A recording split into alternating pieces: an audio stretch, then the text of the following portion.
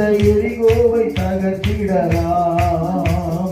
விசுவாசம் உனக்கு இருந்தால் அந்த எரிகோவை தகர்த்திடலாம். உன்னத தேவன் உன்னுடன் இருக்க உள்ளமே.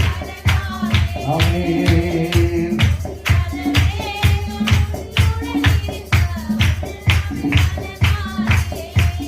அவர்